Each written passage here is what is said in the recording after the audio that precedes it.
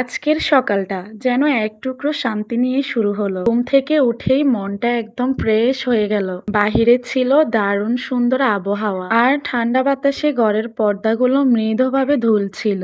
এই মনোমুগ্ধকর আবহাওয়া দেখে মনে হচ্ছিল প্রকৃতির নিজ হাতেই সকালটা সাজিয়েছে। আবহাওয়াটা একটু উপভোগ করার পর চলে গেলাম রান্নাঘরে সকালের নাস্তাটা রেডি করার জন্য। নাস্তাতে ছিল গরম গরম রুটির সাথে গরুর মাংস।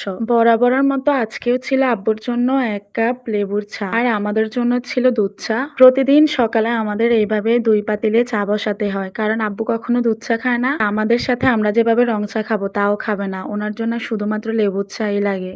তার সাথে ছিল আমাদের গাছ পাকা কাঁঠাল। সকালের নাস্তাতে খুব সুন্দরভাবে পরিবেশন করেছি কাঁঠালটা। সব মিলিয়ে সবাই একসাথে নাস্তাটাও করে নিলাম। সুন্দর মেঘলা ও বাতাস ভরা একটি সকাল সত্যি মনকে ভালো করে দেয়। আমি তো নাস্তা সেরে আবার দৌড়ে ছাদে উঠে গেলাম পরিবেশটা উপভোগ করার জন্য। সত্যি বলতে কি, একই দিকে এভাবে বাতাস, অন্যদিকে অল্প অল্প বৃষ্টির ফোঁটা ঝরছে। আমার এরকম ওয়েদার অনেক ভালো লাগে। আমাদের জেলার আজকের আবহাওয়াটা কেমন অবশ্যই কমেন্ট বক্সে কমেন্ট করে দিবা। আর সবাইকে অনুরোধ করছি আমার ছোট্ট পরিবারের সাথে থাকবা। তোমাদের কাছে আমার ভিডিওটা যদি ভালো লাগে অবশ্যই গঠনমূলক একটা কমেন্ট করে রাখবে, যেন নতুন নতুন ভিডিও তোমাদের জন্য দিতে আমার নিজের অনেক আগ্রহ হয়। সবাই ভালো থাকবে, সুস্থ থাকবে।